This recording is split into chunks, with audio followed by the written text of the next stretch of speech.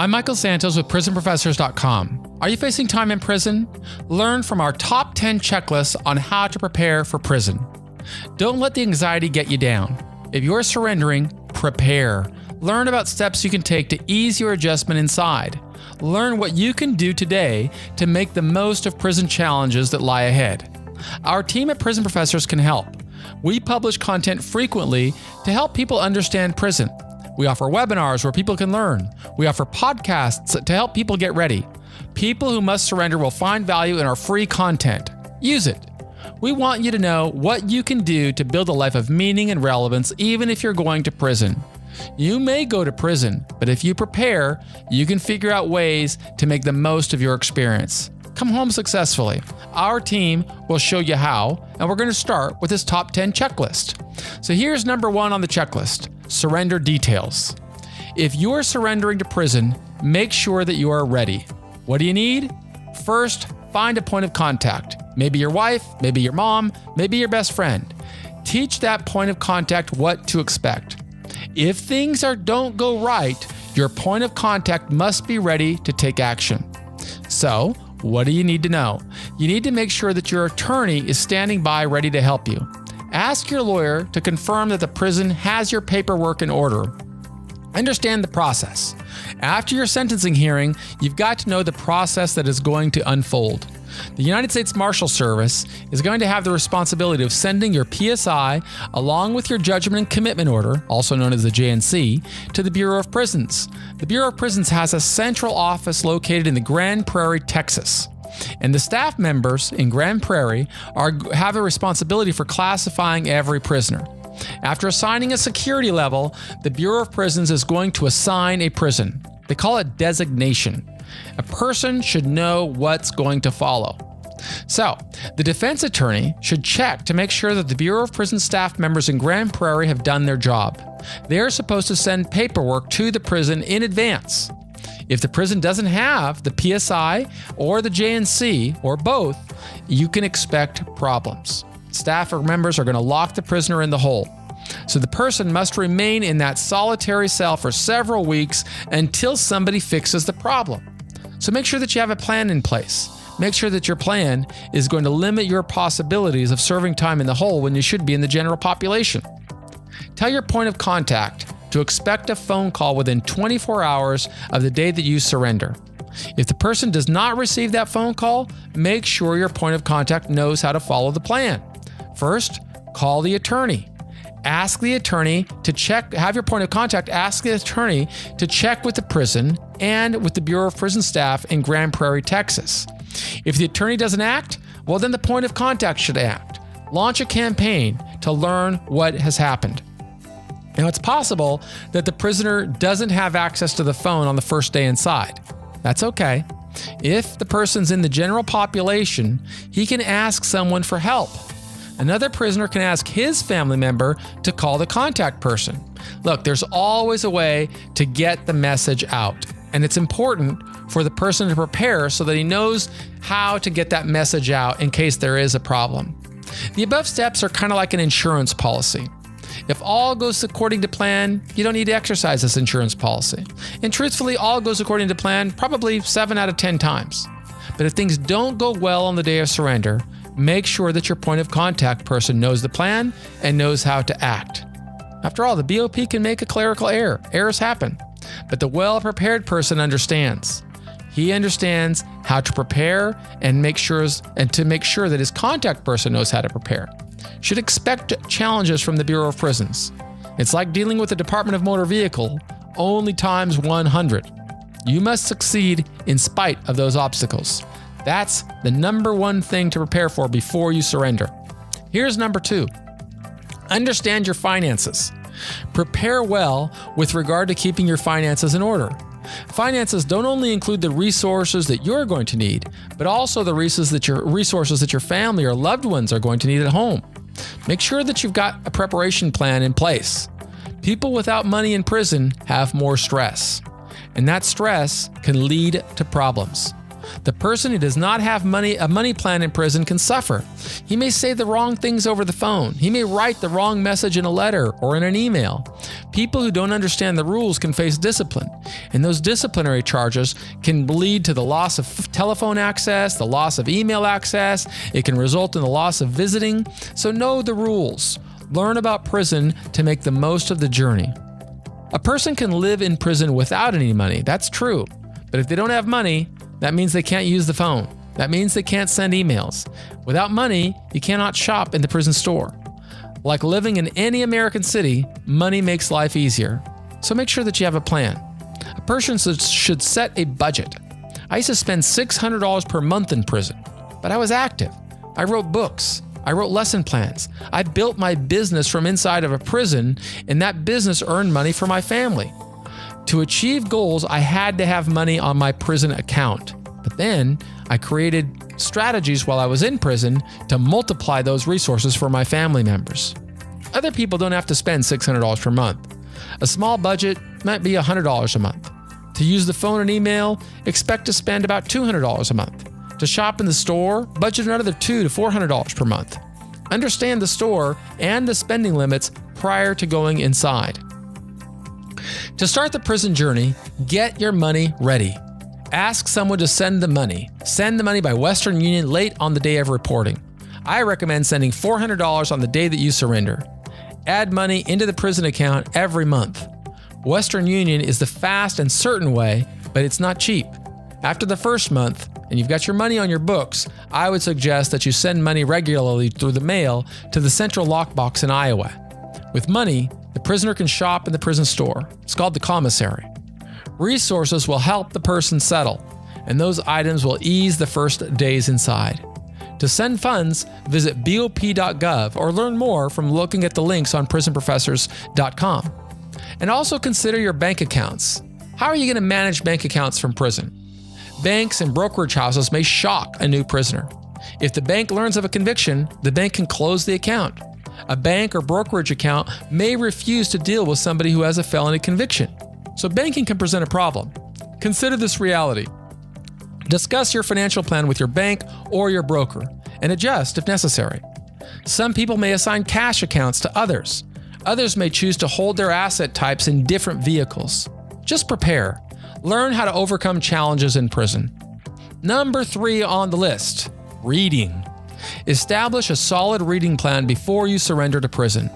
Create a methodical, deliberate plan, because reading is going to empower you through the journey. Begin each year with a plan. How many books are you going to read? What purpose will your reading list serve? What steps are you going to take to record what you have read? I always had a process. Every time I read a book, I wrote a book report. The report would answer 3 questions. Number 1, why did I read the book? Number 2, what did I learn from reading the book? Number 3, how will the book add to my success upon release? I wrote how that strategy led to my success in several of my books. That strategy opened opportunities for me while I was in prison, and it led to my success after I got out of prison and I was on supervised release or parole. It helped to launch my career, and it can help you as well. So share your reading plan with loved ones and those in your support group. Invite others to follow your reading plan. Urge them to hold you accountable. The reading list you establish will help you climb through the sentence. If you're serving a 5-year sentence, make a plan. Commit to reading. Identify books that you will read during a given year and supplement that list with additional books as you learn more about them. Extend this plan every year and make progress toward completing your list. Create your plan for receiving books while you're inside. Instruct your family members on how to order books. I recommend they order from Amazon because Amazon limits problems. Staff members are familiar with Amazon. Never order more than 5 books at a given time. And when you order magazines, make sure that you get them directly from the publisher. Family members may want to send you magazines, but some BOP staff members are just going to reject them. So prepare your reading list in advance and teach those in your support group how to order your books. Number 4 on our list is journaling. Begin with a writing plan. Document your journey through writing. Don't let the anxiety of prison cripple you. You can alleviate that anxiety by creating your writing plan and then sticking with the plan. Write about each step to show how you build strength through struggle. Prison presents an awesome opportunity to write your memoir. The memoir may lead to success after prison. After all, we live in a world of transparency. Anyone can perform a Google search on anyone else, and the criminal charge is going to surface. So rather than fearing the search engine results, take a proactive approach. Begin sowing seeds for a better outcome. I wrote more than 20 books from inside prison. I wrote books under my name. Other people in prison paid me to write books for them. Learn how publishing from prison can lead to your new business. Don't write to sell your book. That's not the game. Write so that your books and your journals will sell you. Let your writings launch your new career from prison. It's going to help you after you get out. If someone asks why you went to prison, give them your book. If you don't write, you'll live with the prosecutor's version of events forever. Write your business plan from prison. Interview people. Learn their business models. Write as many business plans as possible. That investment of time will prove valuable because the job market, it's just not friendly to people who went to prison. Create a solid plan. Come home with clear direction. You should know precisely what you will accomplish inside. Become a self-sustaining enterprise. Success doesn't happen by accident. Every decision influences prospects for success upon release. I encourage you to blog and journal. Learn nuances from the Bureau of Prisons about the Bureau of Prisons before starting your writing career in prison. Writing will prove therapeutic. Create your plan to succeed from inside. Number 5, your personal belongings. Here's the first one. If you need reading glasses, bring 2 pairs with you. I suggest that you choose inexpensive, sturdy glasses. The BOP commissary will sell reading glasses if you break yours. And if you need a stronger lens, bring your prescription glasses. I recommend that you choose sturdy rather than decorative frames. You may bring religious items with you. I suggest that you bring your book of worship, bring your religious necklace, bring whatever you need that is in accordance with your religious beliefs. But bring the least amount of things with you possible. Keep it simple. Just bring what you need, nothing more. If you have a wedding ring, you can wear your wedding ring. The BOP policy holds that the ring cannot be worth more than $100. That policy has been in place for longer than 25 years. It was in existence when I started my sentence back in 1987, actually 30 years ago. The officials are not going to request a receipt to show the value of your wedding ring, but still, don't bring anything that's too flamboyant. The wedding ring cannot have any diamonds or any type of gemstone, so just make it simple band. I recommend that you limit your personal belongings when you surrender. If you want to bring an inexpensive watch, sneakers, or sweats, you can do so, just know the risks. Some staff may allow you to bring it in, but it's not likely. I recommend that you don't bring anything you don't need. Certainly don't bring any checks, any cell phones, any credit cards. You're not going to need any of that. I mean, you may need it, but you can't use it and you can't get it past the guard, so just don't spare yourself the hassle. You can bring photographs, just not Polaroids, and limit the quantity of pictures that you bring with you. Be Spartan. Live a stoic life, and you're going to have an easier journey. If you need medicine, you can bring a 1-month prescription, but make sure that you have a letter from your medical doctor. And the letter should indicate your medical condition. Show that you need the medicine. And before you go, make sure that you've checked the BOP Formulary to make sure that the medicine is allowed. If the medicine is not on the BOP list, make sure you find an alternative. Number 6, your communication. You got to prepare. Before you surrender, I recommend that you create a spreadsheet, a letter, and you should title that letter in big bold letters, legal contacts. That way you won't have any problem bringing that letter in with you. And your letter should include information about the people you want to write. Include their names, their addresses, their email, their phone numbers. Include everyone in your support network. And then designate a point person in your support network to have that information as well. Tell them to mail it to you the day that you surrender or the day before you surrender. Have your point person manage your visits and your phone time, because you're only going to get 300 minutes of phone time per month while you're in federal prison. So begin with a plan. That plan is going to understand that your phone time is going to be limited and your visiting hours are going to be limited. So your point person should manage your phone and your visiting hours. And your lists will help you when you surrender.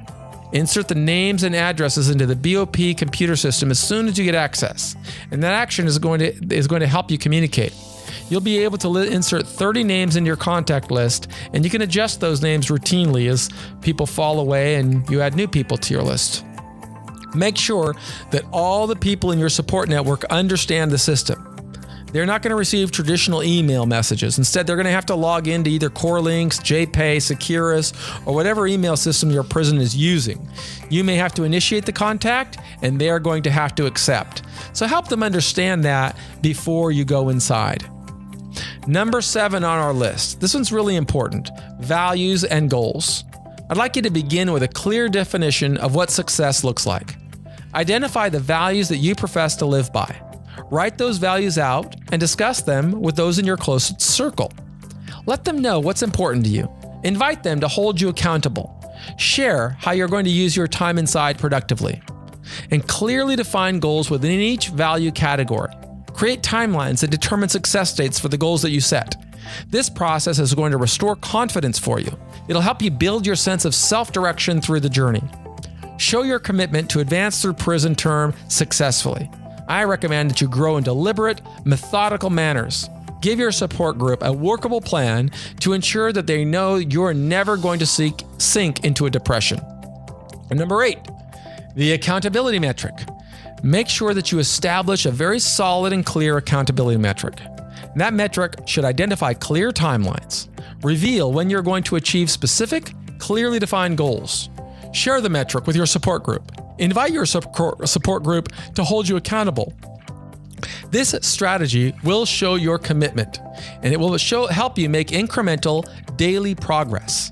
Those without this deliberate plan can easily sink into depression. It really cripples a lot of people in prison. Just don't wait for the calendar pages to turn. Take action. Number 9 is the quadrant adjustment. That is number 9.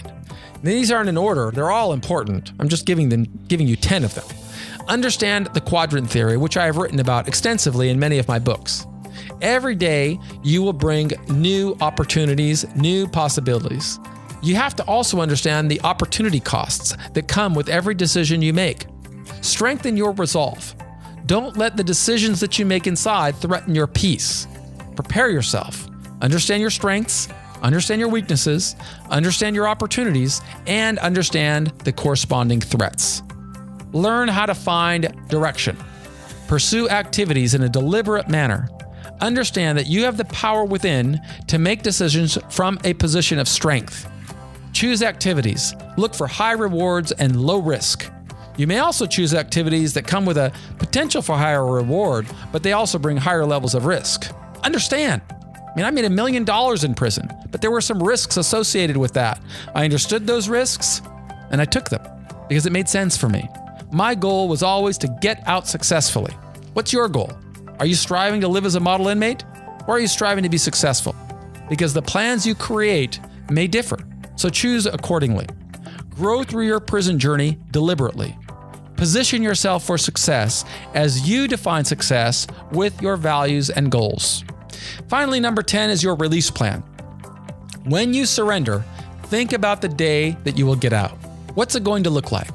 Create a process to govern your adjustment inside. Don't just serve time. Execute a carefully laid out plan with priorities. Those priorities are going to lead you to get out earlier and better than if you didn't have a plan. Also, make sure you think about identification cards. Know that you should have a copy of your driver's license and your social security card.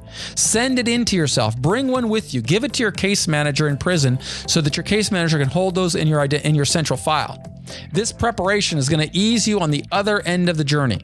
But also make sure that you give a copy of your license and your social security number to the members in your support group. You're going to need that when you get out, and don't depend on the Bureau of Prisons to provide it. It's helpful if they do, but if you have years to serve, there could be errors, so make sure that you take appropriate actions in advance. Finally, I want to just recommend that you watch our YouTube videos, subscribe to our channel. You can access the videos that we publish freely and regularly. Or I suggest that you like us on Facebook. We offer a lot of content to help people. In fact, we give away more content than we sell. Visit prisonprofessors.com to learn more about how we can help you if you have the resources to retain us. But if you don't, just subscribe to us. Get our free content. It's going to help you a lot. Wish you the best. I am Michael Santos with prisonprofessors.com. You can reach me at 415-419-1728. You can email me, michael@prisonprofessors.com. And take a look at our books. Make sure that you've got everything you need to get you ready for a successful journey. Thank you.